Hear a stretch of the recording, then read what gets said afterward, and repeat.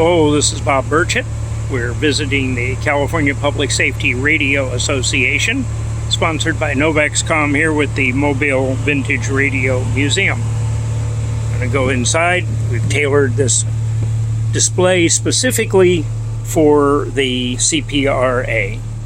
So today we have the Edwin Armstrong one-tube radio. That was the brainchild of Edwin Armstrong in 1912. One tube, and it had regeneration.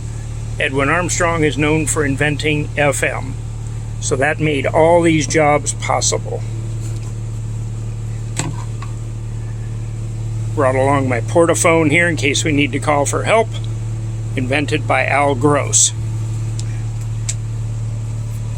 UHF walkie-talkie. If you use test equipment, you might have used a Jewel radio test set back in the 20s. We have something for everybody here. We've got, for the fire department, we have our carbon tetrachloride fire extinguisher, our quick aid, and when it gets empty, we refill it with our can of pyrene carbon tetrachloride. Wonderful stuff, puts out the fire and then kills you because it's a known carcinogen. Public safety encompasses everything from aircraft as well. In 1955 and back, we had the Gonzit communicator with the Civil Aviation Administration, Civil Aeronautics Administration. The radio call boxes would also transmit back to the tape reader, so that they would be read and tell people where the event was happening. Got our Motorola desk set for dispatching. For the you technicians and repair people, we have the crystal liner that generated the crystal controlled signal for testing your IF.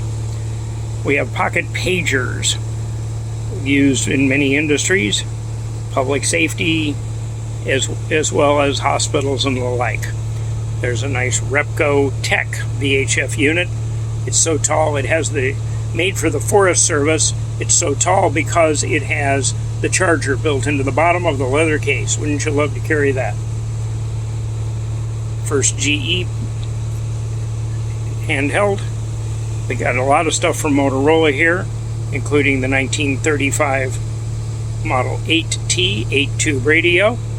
This one we keep exactly as it was because it was quality control signed by Joseph Galvin. 1935. Here's one of our two police cruiser radios. These are the 2 megacycle radios. One-way radios. We have a replacement vibrator for your 6-volt vehicle, and Motorola control heads, Motorola crystals, and the like. We have, for those of you that are into aircraft, we have the Lear Avion. This is a kind of a beat-up version of the William Lear hand-carried avionics radio when you climbed into the cockpit of your plane, used for spotting and other issues. This was built in 1938 by William Lear, also the inventor of the Lear jet. Hopefully the Los Angeles Sheriff's Department won't know apparently we've got one of their control heads. I'm not sure where the radio went. Another crystal and a speaker to go with it. For emergency alerting, we have our Conelrad receiver in the 1950s. For the technician in the group, we have your Motorola test set, P8501 test set, for you to go to work on your radios. Another police cruiser radio, so you can see what they look like inside. These are the 2 to 3 megacycle units. RCA radios, dating from the 40s. We have the Motorola 30D. This is one half of the first split box radios. And these are just like where you find them and how you find them. So we have our first of one half of the unit that occupied your entire trunk of the car. Over here we have the police call box, which was the other half of the one-way radio. circa 1890. You would select your issue, and then you would crank the handle, and then you could push the button and call in on the candlestick telephone. These were inside of the police boxes, key locked, so that they would be protected from the elements.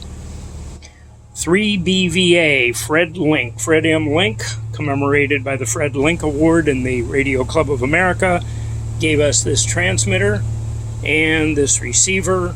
This occupied most of the trunk of your car. That was one of your early police radios.